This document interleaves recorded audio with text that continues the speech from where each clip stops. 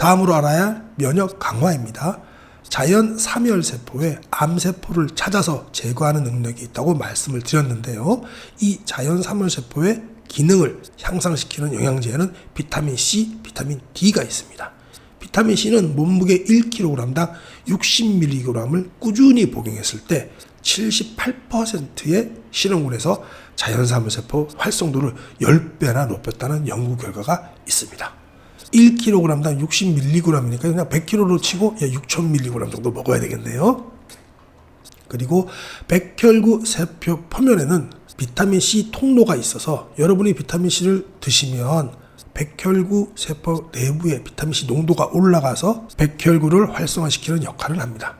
또 비타민 D는 혈중 레벨을 60나노그램이라고 하네요. 이상 유지할 때 대부분의 암의 유병률을 낮추는 효과가 있다고 합니다. 이것도 되게 중요하네요. 그와 반대로 면역을 떨어뜨리는 물질에는 설탕이 있습니다. 탄산 음료에 들어있는 설탕의 양은 생각보다 많습니다. 한 캔에 각설탕 28개가 들어있다고 보시면 됩니다. 정말 극악이네요. 극악, 그죠? 이런 음료를 먹고 나면 백혈구의 면역 기능이 50% 이상 떨어진다고 합니다. 이거 정말 충격이네요. 그죠? 안녕하세요 시청자 여러분, 오늘도 만나 뵙게 돼서 반갑습니다. 여러분의 소중한 시간을 아껴드리기 위해서 책의 핵심 내용만 쏙 빼서 알려드리는 건강 스케치입니다. 오늘 소개할 책은요, 지난 1편에 이어서 2편 닥터덕의 세포 리셋입니다. 우리 선생님 한번 얼굴도 한번 다시 볼까요? 네, 이렇게 생기셨습니다. 굉장히 잘생기셨고 온화하게 생기셨습니다. 펴낸 곳은 김영사입니다. 바로 본론으로 들어가 보도록 하겠습니다. 닥터덕 선생님께서 암 환자가 꼭 알아야 할 기능의학에 대해서 한번 정리를 해주셨습니다. 한번 볼까요? 암 환자에게 식이 조절은 정말 중요합니다. 어떤 식사를 하는가에 따라 암을 촉진하기도 억제하기도 하니까요. 여성암의 3분의 1을 차지하는 유방암과 세계에서 세 번째로 흔한 대장암의 경우에는 유제품, 유단백질이라고 하네요. 그리고 가공육 섭취가 암을 촉진할 수 있기 때문에 제한해야 됩니다. 발병 원인을 치료하는 게 가장 중요하다고 말씀하셨는데 한번 볼까요? 암 환자가 치료를 받으러 오면 제가 가장 유심히 보는 것이 그분에게 암이 발생할 수밖에 없었던 원인을 찾는 것입니다. 어떤 분은 이렇게 말합니다. 나는 몸 관리도 잘하고 영양제도 잘 챙겨 먹는데 왜 나에게 이런 몹쓸 암이 생긴 건지 이해할 수가 없어요 라고 하신답니다. 하지만 이런 말에는 약간의 문제가 있습니다. 관리를 잘 했을지라도 발생할 수 있는 게 암이긴 하지만 보통은 관리를 잘 못했기 때문에 발생하는 것이 암이기 때문입니다. 그래서 저는 환자가 어떤 관리를 잘못했는지 찾는 것부터 시작합니다. 지루한 과정이지만 반드시 찾아내야 하죠. 그렇지 않으면 아무리 수술을 하고 항암 치료를 한들 암의 재발을 막을 방법이 없기 때문입니다. 암의 직접적 원인은 알 수 없을지라도 1군 발암물질로 알려진 니코틴과 라돈과 같은 유해물질들이 몸속에 있는 그대로 암을 치료한다는 게 얼마나 아이러니컬한 상황인지 꼭 한번 생각해 봐야 합니다. 이런 경우 저는 기능의학 항암 치료와 중금속 킬레이션 치료를 병행합니다. 병원에 내원하는 간격에 따라서 1개월에 1, 2회 정도의 킬레이션 치료를 또 기능의학 항암 치료와 병행할 것을 추천합니다라고 하셨는데요. 이 중금속 킬레이션에 대해서 제가 한번 찾아봤거든요. 그랬더니 이게 회당 한 10만 원에서 15만 원 정도 들고요. 3개월, 6개월, 우리 선생님이 1, 2개월이라고 했는데 그 정도 들면은 이게 어떤 거냐면 이제 수액으로 여러 가지 약물들을 집어넣어갖고 중금속을 이제 몸 밖으로 빼내는 거더라고요. 회당 10만에서 15만 원 정도 하는 걸로 이렇게 보이고요. 총 10회에서 20회 정도 하는 걸로 이렇게 알고 있습니다. 근데 우리 선생님께서는 또 어떻게 하시는지 모르겠지만 일반적으로 찾아보니까 그렇더라고요. 중금속 킬레이션이라는 거 저도 오늘 처음 알았습니다. 그 다음에 두 번째 기능의학으로서 꼭 알아야 될 것들, 활성산소 관리입니다. 산화 스트레스를 유발하는 활성산소는 몸속 세포를 공격해서 단백질, 지질, 미토콘드리아, DNA 등의 손상을 일으켜서 수많은 질병을 유발합니다. 단백질의 산화는 항산화 효소의 생산을 억제하고 항염증 작용 기능을 떨어뜨립니다. LDL 콜레스테롤 자체가 나쁜 게 아니라 산화 LDL 콜레스테롤이 동맥경화증을 유발하는 것입니다. 이건 우리가 이미 배우셨죠? 이황재 박사님 비타민 이야기에서 다 이렇게 말씀하셨습니다. 제 채널 들으시는 분은 거의 다 알고 계실 거예요. 이거 복습하는 차원에서 보시는 거죠. 건강은 뭐다? 습관입니다. 미토콘드리아와 DNA가 산화해 암세포로 변하는 것이고요. 현대사회에서 활성산소를 완전히 차단할 수는 없겠지만 최대한 줄이려 노력해야 합니다. 그래서 더욱더 활성산소를 해결할 수 있는 항산화력의 균형을 유지하는 게 중요합니다. 다음으로 알아야 할 면역 강화입니다. 자연 사멸세포에 암세포를 찾아서 제거하는 능력이 있다고 말씀을 드렸는데요. 이 자연 사멸세포의 기능을 향상시키는 영양제에는 비타민 C, 비타민 D가 있습니다. 비타민 C는 몸무게 1kg당 60mg을 꾸준히 복용했을 때 78%의 신원군에서 자연사멸세포 활성도를 10배나 높였다는 연구 결과가 있습니다. 1kg당 60mg이니까 그냥 100kg로 치고 6000mg 정도 먹어야 되겠네요. 그리고 백혈구 세포 표면에는 비타민 C 통로가 있어서 여러분이 비타민 C를 드시면 백혈구 세포 내부의 비타민 C 농도가 올라가서 백혈구를 활성화시키는 역할을 합니다. 또 비타민 D는 혈중 레벨을 60나노그램이라고 하네요. 이상 유지할 때 대부분의 암의 유병률을 낮추는 효과가 있다고 합니다. 이것도 되게 중요하네요. 그와 반대로 면역을 떨어뜨리는 물질에는 설탕이 있습니다. 탄산 음료에 들어있는 설탕의 양은 생각보다 많습니다. 한 캔에 각설탕 28개가 들어있다고 보시면 됩니다. 정말 극악이네요. 극악, 그죠? 이런 음료를 먹고 나면 백혈구의 면역 기능이 50% 이상 떨어진다고 합니다. 이거 정말 충격이네요. 그죠? 면역을 높여도 암을 예방할 수 있을까 말까 하는데 우리는 너무도 쉽게 이런 음료를 먹으며 살아갑니다. 제로 칼로리 음료는 괜찮은가 싶지만 더 안 좋습니다. 설탕은 없지만 단맛을 내는 인공 감미료가 포함되어 있는데요. 이건 설탕보다 더 나쁜 영향을 미칩니다.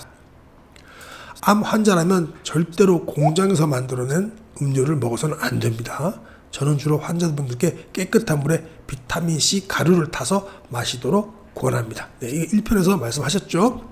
저도 이제 그래갖고 비타민 가루 파우더 샀습니다. 그 이황제, 바로박이 이황제 비타민C는 따로 또 중간에 챙겨 먹고, 그거보다 이제 나우에서 있더라고요. 나우에 보면 비타민C 파우더가 있더라고요. 저는 나우 제품들 좋아합니다. 신뢰합니다. 왜냐면 미국 거기도 하고, 미국 거라고 좋은 건 아니고, 아무래도 좀 그런 식품이나 의약품은 또, 그래서 나우 거 그 비타민C 파우더가 있더라고요. 뭐 가격도 그렇게 비싸지도 않아요. 그래서 그거를 이제 아침에 물 대신에 슬슬 먹으려고요. 저는 이제 올해 비타민C를 한 8년 정도 지금 메가도스 하고 있어서 위장도 튼튼해갖고 뭐 공복에 먹어도 안 쓰린 것 같더라고요. 그래서 이제 녹차물하고 아침에 이게 일어나갖고 이렇게 지금도 일하고 있지만 점심 먹기 전까지 한 17시간에서 18시간 제가 저도 공복을 유지하거든요.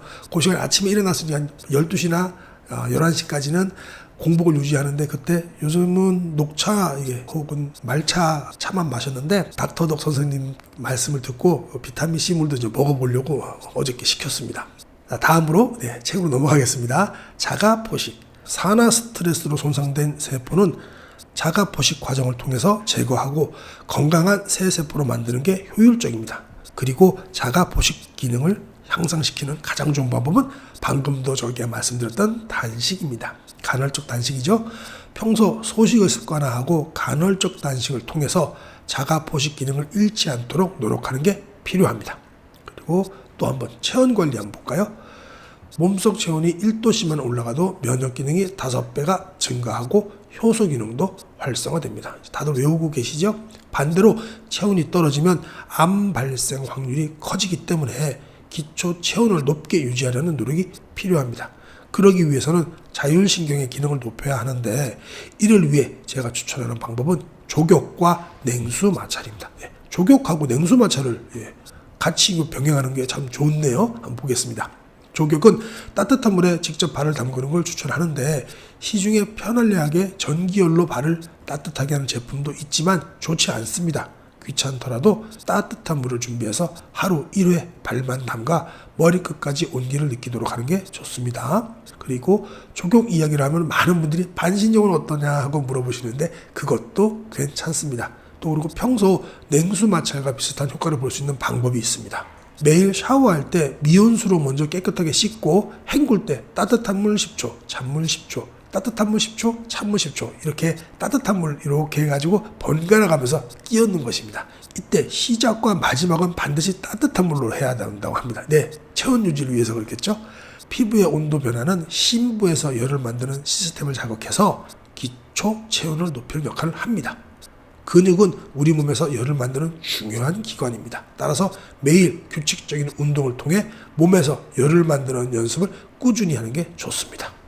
암세포 어떻게 죽일 것인가? 암은 대사 질환이다. 이 챕터 보도록 하겠습니다. 암은 해당 암 유전자가 발현되어야 생깁니다. 그렇다 보니 암을 유전자 질환으로 생각하기 쉬운데 그렇지 않습니다. 암은 고혈압과 당뇨 같은 대사 질환에 해당됩니다. 기능의학적 몸 관리를 잘 하면 암이 발생하지 않는 몸으로 바뀌는 걸 볼 수 있습니다. 기초 체온 관리의 중요성에 대해서 한번 보겠습니다. 암 환자의 기초 체온은 건강한 사람보다 낮습니다. 감기에 걸리면 보통 체온이 올라가는데 이는 체온을 올려서 면역 기능을 높이려는 우리 몸의 작용입니다. 면역이 떨어진 사람은 대부분 기초 체온이 낮습니다. 따라서 건강을 위해서는 기초 체온을 높이기 위한 노력이 필요합니다. 또 암세포는 중금속을 좋아한다는 챕터인데요. 암 환자의 수술 부위 조직 속 중금속을 조사해 보니까 정상세포 속 중금속의 양보다 암세포 속 중금속의 양이 훨씬 많았다고 합니다.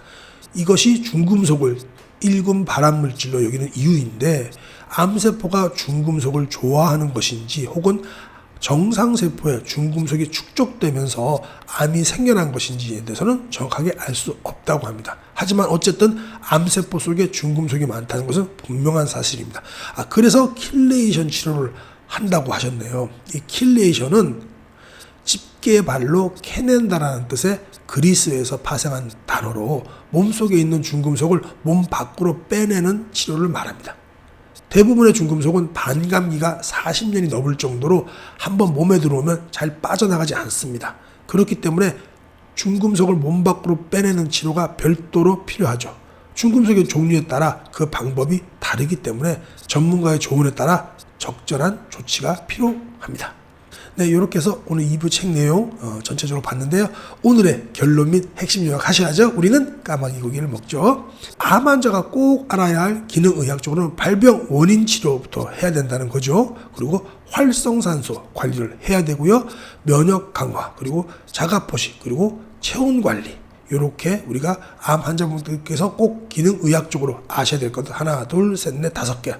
제가 위에서 말씀드렸잖아요. 요거 전부 다 중요한 내용이잖아요. 이렇게 한번 실천해 보시기 바랍니다. 네, 이상으로 오늘 세포 리셋 책 리뷰 2부 마치도록 하겠습니다. 건강은 하루아침에 망가지거나 좋아지지 않습니다. 그렇죠? 건강 스케치 저와 함께 좋은 습관을 꾸준히 유지하시기 바랍니다. 지금까지 함께 해주셔서 정말 감사드립니다. 오직 건강만을 생각하는 건강 스케치였습니다.